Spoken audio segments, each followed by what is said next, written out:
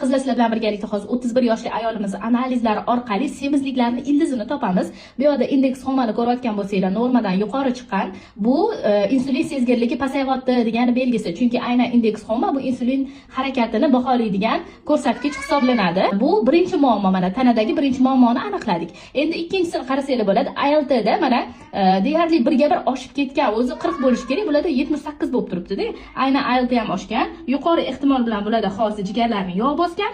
Sababi juda ham ko'p shakarli yoki yog'li, sodda uglevodlar ko'p iste'mol qilgan bo'lishlari mumkin yoki haddan tashqari ko'p dori iste'mol qilgan bo'lishlari mumkin yoki kam harakat bo'lib, mana bu insulin sezgirligi pasayganning hisobiga bu ko'tarilgan bo'lishi ham mumkin. Mana o'sha bu ikkinchi muammo, semizlikni sababini ikkinchi muammosi. AST-da esa bu normal ichi desa bo'ladi. Endi ideal emas u, lekin o'z ozish davrida buni o'zi ham pasayishni boshlaydi. Glyukoza esa juda ham ideal ravishda chiqqan. Demak, bularda hali saharga hech qanaqa unaqa narsa muammo yo'q, lekin vitamin D lari 7.2 o'ta chuqur yetishmovchilik ketyapti bularning tanalarida. Belgisi vitamin D qanchalik past bo'ladigan bo'lsa, insonda ozish shunchalik sekinlashib boradi. Sababi vitamin D pastligi metabolizm sekinlashishiga sabab bo'ladi. Undan tashqari doimiy charchoq, immunitet pasayib ketadi, gormonal muammolarga ham aynan mana shu narsa olib keladi. Mana shu defitsit olib keladi insonni. O'sha bu uchinchi sabab, mana aniqlaymiz. O'sha aniq uchinchi sababi bu. Buni to'ldirishimiz kerak bo'ladi.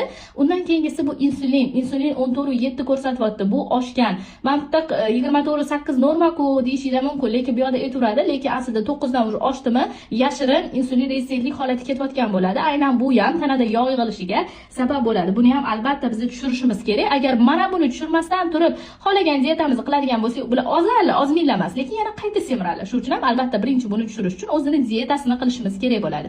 Undan tashqari mana ferritinda ham ko'rsanglar bo'ladi. Ferritinda ham yetishmovchilik ketyapti. Ya'ni ferritin past. Bu esa o'sha bularda 5-sabab ketyapti. Mana 5-muammoni ham biz aniqladik. Buni ko'tarishimiz kerak bo'ladi, chunki bu pastligi soch to'kilishiga, doimiy charchoqqa, uyqu, haddan tashqari ko'p uyquchan bo'lib qolish, uyqu sifati pasayib ketish holatiga yetkazishi mumkin bo'ladi. Albatta buni o'z normasiga keltirishimiz kerak. Pitaniyalarida temirga boy mahsulotlar bilan tuzib beraman va unga qo'shimcha ravishda albatta temir moddasini iste'mol qiladilar.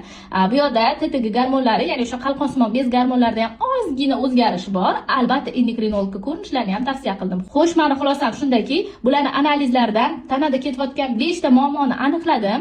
Eng birinchi o'rinda pitaniyani to'g'irladik. Pitaniya to'g'irlamaguncha 50 xil biodobavka ichilsa ham inson ozmasligi mumkin. Shu sabab birinchi o'rinda pitaniyani to'g'irlab, qo'shimchasiga biodobavka qo'shdik.